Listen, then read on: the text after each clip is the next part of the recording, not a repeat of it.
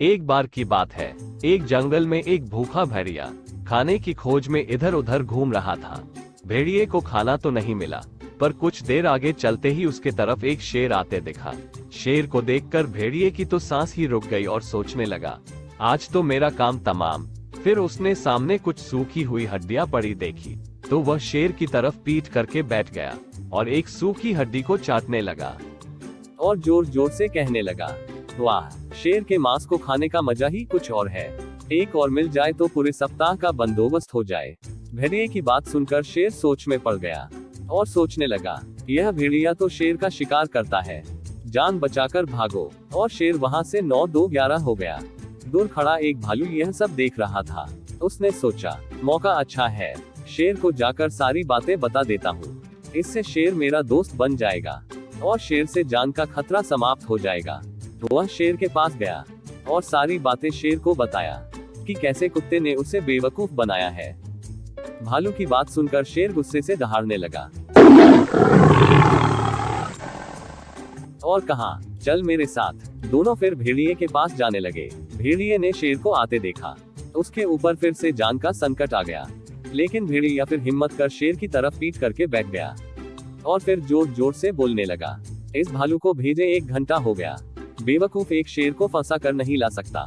इतना सुनकर शेर वहां से दुम दबाकर भागा और भेड़िया हंसते हंसते अपने घर चला गया। कहानी से सीख, मुश्किल समय में समझदारी से काम करना चाहिए।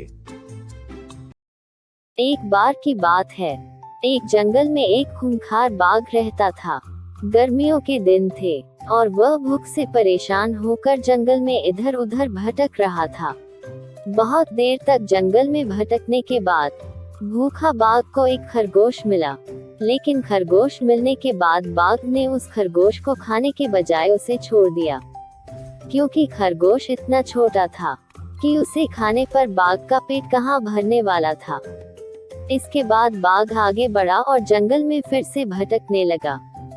कुछ देर जंगल में भटकने के बाद भूखा बाघ को एक हिरन दिखा।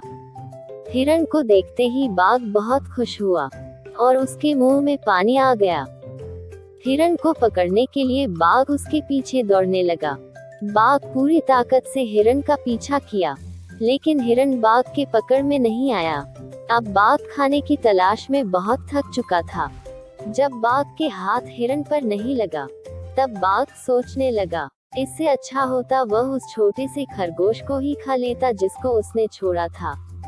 कुछ देर आराम करने के बाद बाघ ने खरगोश को ढूंढने के लिए फिर जंगल में भटकने लगा।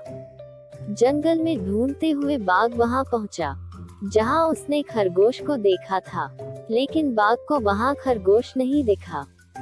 थक हार कर भूखा बाघ को अपनी गुफा में लौटना पड़ा। इसके बाद कई दिनों तक भूखा बाघ को अपनी गुफा में भूखा ही रहना पड़ा।